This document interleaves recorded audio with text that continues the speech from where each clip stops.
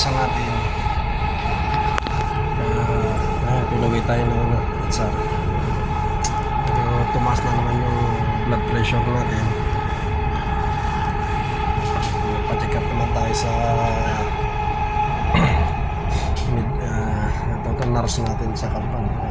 Mataas yun din, kaya nag-decide yung safety sa kahit sa na pauwi na lang ako.